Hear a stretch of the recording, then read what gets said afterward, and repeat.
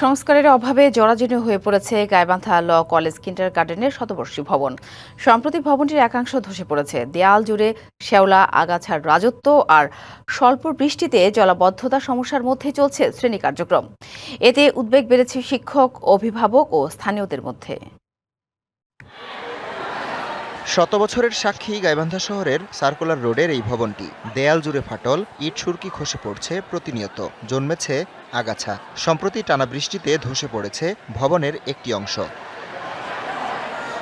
গাইবান্ধা ল কলেজের ব্যবহার অনুপযোগী ভবনটি ১৯৯৩ সালেই পরিত্যক্ত ঘোষণা করে গণপূর্ত বিভাগ। একই ক্যাম্পাসে ১৯৯৫ সালে চালু হয় ল কলেজ কিন্ডারগার্টেন। চলছে নিয়মিত পাঠদান।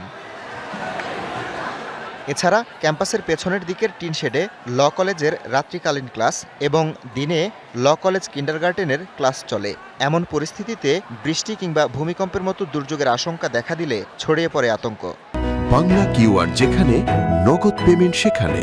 সারা দেশে ১০ লাখেরও বেশি মার্চেন্টে নগদে পেমেন্ট করুন খুব সহজে। আমাদের স্কুলে আসতে অনেক ভয় হয়, কারণ আমাদের স্কুলে বৃষ্টি পড়লে চাল দিয়ে পানি পড়ে। ভবনটা পুরাতন, এর কারণে আমাদের ভূমিকম্পের জন্য আমাদের বিল্ডিংয়ে ফাটল ধরেছে। ক্লাসরুমে আমাদের খুবই ভয় লাগে।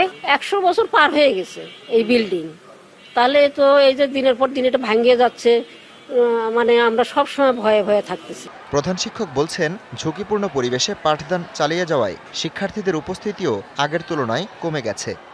একটু বৃষ্টি হলে বা ঝড় তুফান হলে গার্জেনের বাচ্চাকে পাঠায় না, সেদিন আমার পুরো ক্লাসটা মিস যায়। যে ডিসি আসেন তার কাছে আমি বর্তমান ডিসির কাছেও লিখিত দিচ্ছি যে বিল্ডিংটা ভেঙে পড়তেছে, যে কোনো মুহূর্তে একটা দুর্ঘটনা ঘটতে পারে, কিন্তু প্রশাসন কখনোই কোনো ইনিশিয়েটিভ নেয়নি।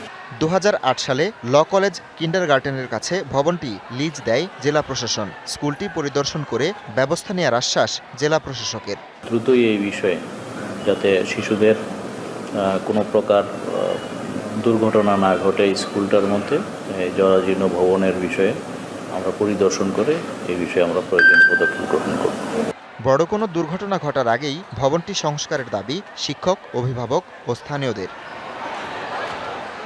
DBC news desk.